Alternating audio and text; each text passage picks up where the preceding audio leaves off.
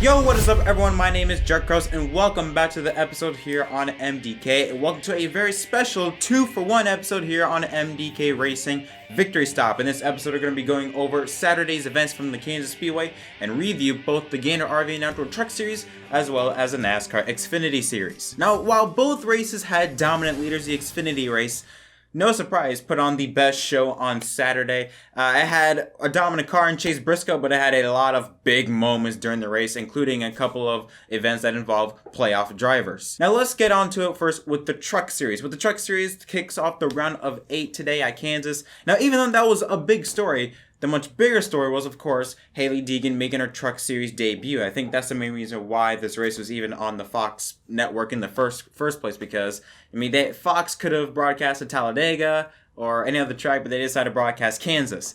I think the main reason why is because of Hailie Deegan. Now, I said that Hailie Deegan should just keep her nose clean. Don't get into any trouble. Run all the laps. Finish on the lead lap. Get a top 10, top 15. I don't know why I said top 10, but I said that.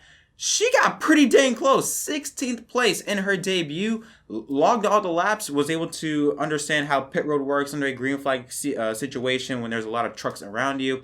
She got to race against trucks, which I feel like is something that she wasn't able to experience in the ARCA series. Racing around cars, because have you seen that series? It's not where it was a few years ago. So she checked off all the boxes I felt like, and had a really good rookie start. She did have one little incident where she apparently there was an accident took place in front of the field involving Tyler Ankrum, Trevor Bayne I feel like, and other drivers. Everyone else slowed down except for Deegan. It seemed like Deegan either used very little brakes or no brakes at all and just ran into the back end of one driver in the back end of his truck. But other than that, she had a pretty solid day. Now, as for the racing on the racetrack, again, there was a big accident that took place on lap 39 involving Rafael Lazard, Parker Kligerman, Tyler Ankrum, a playoff driver, and David Gravel and Tanner Gray were also involved in this accident. It was a three-wide mess. Rafael Lazard got loose and went up to the racetrack and collected Ankrum, who had nowhere to go. Now, throughout the race, the main leader, or at least the big leader, was Sheldon Creed. Either he started, whenever he was near the front, he quickly got towards the front, and whenever he was in front of the field, he just took off. There was nobody that could catch him. Austin Hill, who I picked to win this race, he had a pretty good top 5 car. Unfortunately, he made contact with Christian Eckes coming to the end of stage 2, where it was Eckes and Hill running side by side, and there was a third car below both of them, a Jennifer Jo Cobb, a lap car. Eckes tried to avoid her. Hill doesn't know that there's a car below Eckes, so Eckes just body slams Hill. Both had pretty severe not severe contact, but pretty significant contact to their sides of their race cars, but they were able to keep going. But then in stage 3, Sheldon Creed, his car started to get away, started to get very, very loose as the race went on in stage 3. And then you had Zane Smith take over, as well as Brett Moffitt. Moffitt, who went winless in 2019, hasn't won a race since 2018. He was really, really trying to get back into victory lane. And then the battle became between GMS racing teammates Zane Smith and Brett Moffitt. And it was a really, really good battle until around 10 to 7 laps ago. Brett Moffitt, through a horrible block, turns into the right front tire of Zane Smith. Smith saves it somehow, does not wreck anything. No one runs into him, but he does spin out, brings out the caution. They did go into NASCAR overtime, not mistaken, after that crash, but Brett Moffitt just took off. He had Sheldon Creed right behind him, just a 1/10 of a second from the race win, but Brett Moffitt was able to get the job done and go to victory lane for the first time since, like I said, in 2018. But most importantly, he locks himself into the championship 4. Here's a look at the race results to the left side of your screen. I'm going to read them off on my phone. Sheldon Creed in second place, Austin Hill third. That was a nice recovery for him from that incident between him and Christian Eckes. Fourth place is Grant Enfinger, a quiet day for the 98 team. Fifth is Chandler Smith, a nice solid top 5 finish for him after he started on the pole. Sixth is Christian Eckes. Seventh, Timothy Peters. How about him? We haven't seen him in a truck race in a long time. Comes back to fill in for Stuart Friesen, who had prior commitments to another racing series. Top 10 finish for the 52 truck. Nice job. 8th is Matt Crafton. 9th, Derek Kraus. And round out the top 10 is Trevor Bayne. You see Zane Smith will go on to finish in 11th place. 12th is Ryan Truex.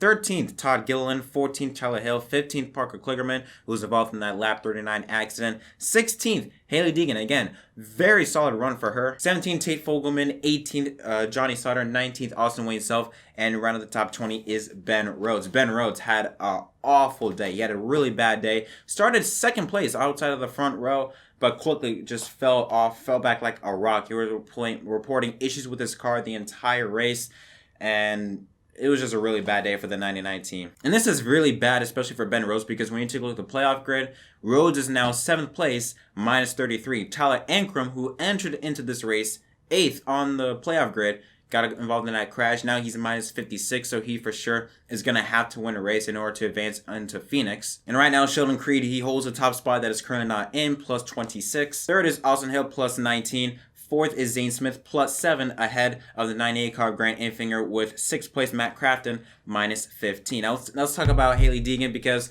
she did something that I don't think I've ever seen happen during a race broadcast. She announced that she was going to attempt to run the Truck Series full-time in 2021 in the middle of the race broadcast. I think it was around, I want to say at the end of stage 1, they announced that Deegan will be going to trucks full-time. Again, you don't hear that. Usually you hear that in the off-season, before the race, not during the race. You don't hear that. Now, it's very interesting to point out that even though, yes, it says that she is going to run trucks full-time, they're still working out some sponsorships. So it's not fully, it's not a full yes. They're just attempting to. They're going to attempt to try and run the full season of trucks next season. But she did say in an interview after the race that more than likely they're going to get those sponsorships deals done. At first, when I heard this announcement, I didn't like it because I felt like she should have run maybe in 2021 full season ARCA and then part-time trucks. But then thinking about it more and more, she said during the radio this was the most fun she's ever had in a race car, racing against trucks around her and actually competing for position. Then maybe I started to think about it more and more. I think, you know what, maybe it is a good idea for her to go to trucks next season, because we have to look at the state of the ARCA series. It is not the ARCA series that it was back in 2012, 2013, 2014. With the implementation of the Gen 6 car, the competition has just gotten wider, and wider. Right? It's not as good as it once was. I mean, we saw the Kansas race. That was bad. It was really, really bad. And for a driver as young as Hailie Deegan that needs experience in racing against other people, you're not going to get that when you're racing by yourself. I think with Hailie Deegan, she had, 2 or 3 cars around her? And that was just for a couple laps. After that, she was all by herself. So going to the Truck Series, which is going to be more competitive, we've seen the races that the Truck Series can produce. It is going to be a great learning experience for her in a very, very, very young career. So, but, there's a major but.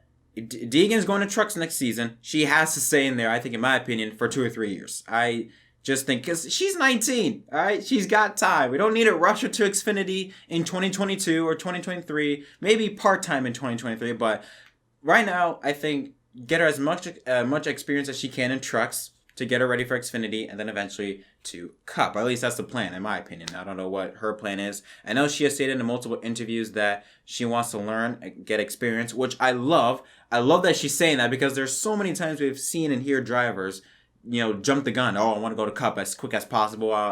If I dominate one series, boom, let me go straight to the Xfinity series or to the next level, even though if I already participated in just one season of that series and I'm in. So I really love the mindset that she has. And so, hey, solid run for her. Solid run for a top 16 finish. Good job for Hailie Deegan. I know people might say, she's had a bad rap in the last few weeks from off-track incidents, but I'm just strictly focused on her on-track racing. And right now, she's doing a really good job. You cannot deny that. And now let's talk about the NASCAR Xfinity Series. They race later in the day, or at least later in the night, I should say. They start around at 7 p.m.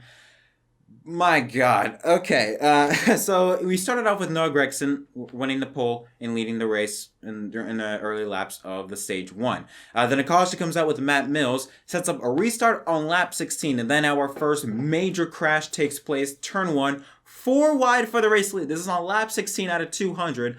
4 wide entering turn 1. You had Burton, Gregson, Cindric, and Chastain side by side. And then Cindric and Gregson make contact. They both crash into each other. Somehow does not collect any other drivers. Chastain was able to save it after he got a bit of a contact from Gregson and Cindric. Was able to keep it straight, keep it going. But Cindric and Gregson, their cars were badly beaten up. Gregson, he had to go to the garage. His day was done. Cindric was able to stay in the race for the rest of the night, but I don't get it. It's lap 16. Why are y'all racing like this? Especially for a driver like Gregson, who was 4th, who entered this race 4th. He had, I think, 5 or 3 points above the cut line. At least Cindric, he has a bit of, giveaway. He has I think he had a 37-point gap. He can afford, a 4. Like, he can, I don't know how to say it, but like, he can have something happen and still be able to recover. Gragson cannot afford that. So for him to be caught up in that accident in stage 1, he earned 0 stage points. That is huge for him. We then had another major incident that takes place under 30 laps to go in the race involving Ross Chastain, Anthony Alfredo, and Harrison Burton. Alfredo and Chastain, they make contact in turns 1 and 2. Chastain loses it, smacks the back end with the outside wall. Burton spins to try and avoid Chastain, brings out the caution. Burton does not hit anything, however. And then that leads into a restart and a humongous crash. Entering turn 1, Allgaier, for some odd reason, decides to go all the way down so low to the grass, comes back up in the middle of turn 1, gets an Alfredo, and then Alfredo takes his hellacious hit. Upside down he goes, rides the wall for a little bit before coming back to rest on his roof. And luckily he is okay. He is okay. The medical team was able to turn the car around. He got out, gave the 2 thumbs up, and was A-okay. But that was look, for a veteran like Allgaier, I don't know why he decided to make that move. I know he said that he tried to slow down, but I mean, my God. I mean, there was a point in time where when you're entering turn 1 and Alfredo, he cannot move up because there's a car already on top of him. He can't do anything about it. So Allgaier, the fact that he stayed down low that long entering turn 1 boggles my mind. I knew very quickly that move was not going to work. And for Allgaier to not back out, at least as quickly as I thought he would, that was a very rookie-type move in my opinion. But I just want to point this out. Kansas, as of late, has been such an underrated track in terms of racing, but also in terms of crashes. Recent years, Kansas has produced some of the wildest wrecks I've seen in a long time. I look at Amarola 2017, where he broke his back. 2017 or 2018 between Byron and Ryan Newman.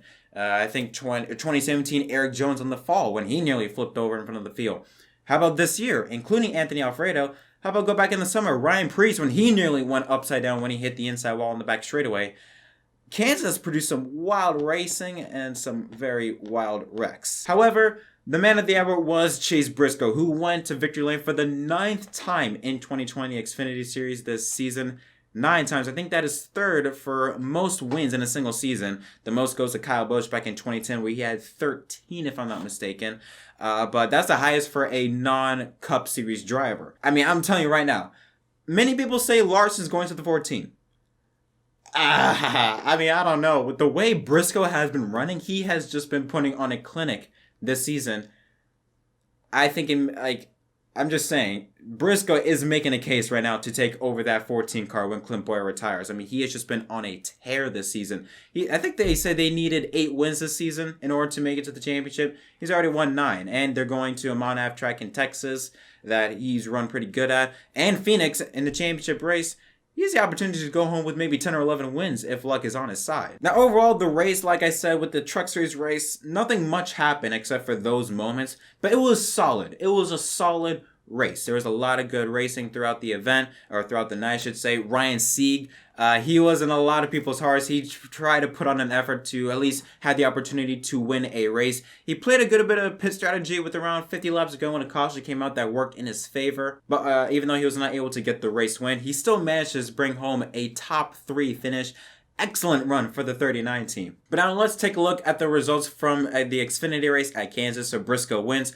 Daniel Hemrick in second. That's a very nice comeback for him. If you take a look at earlier in the race, he had I think it was a left front tire problem that went down. He had to come onto pit road, went 1 or 2 laps down. Managed to rally back to finish in second place. That's a nice recovery for the 8 team. We already talked about Ryan Sieg coming home in 3rd place, Justin Haley in 4th. How about Austin Hill? Solid top 5 finish for him in Tory Racing Enterprises in the 61 car. 6th place, Josh Williams in the 92 car, an underdog. Very, very awesome to see him be there in the top 10. Another driver, Brett Moffitt, who won the Truck Series earlier in the race. Top 10 effort in the Xfinity race. Nice run for him. 8th place is Michael Annett. 9th is Brandon Jones. Jones, I was surprised he was able to finish in the top 10 because he was involved in an accident involving Alfredo, Riley Herbst, and I think Tommy John Martins, where Jones just got a bit of a piece of it, I think from Anthony Alfredo on the left rear, which is a very, very sensitive area in terms of aerodynamics. So for him to finish the top 10, so pretty impressive. 10th place is Justin Allgaier, 11th Harrison Burton,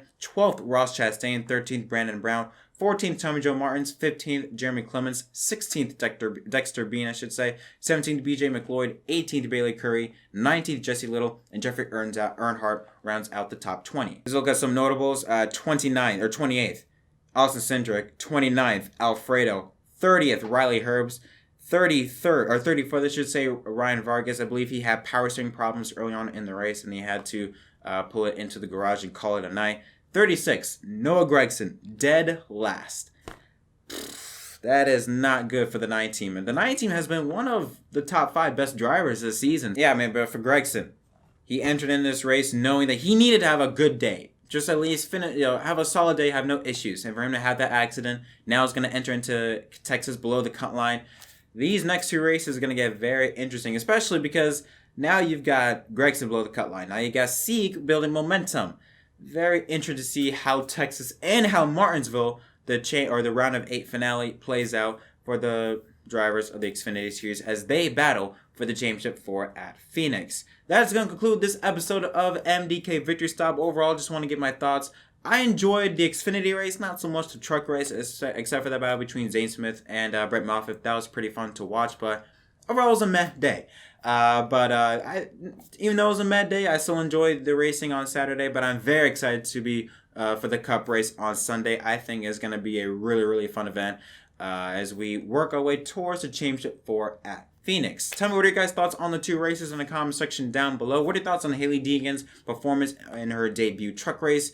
Did you like the decision that she's going to be going full-time truck racing next season or not? Again, leave all your thoughts down below. But until next time, my name is Jack Cross from MDK, and I'll see you guys tomorrow for another episode of MDK Race Day as we preview the NASCAR Cup Series race from Kansas.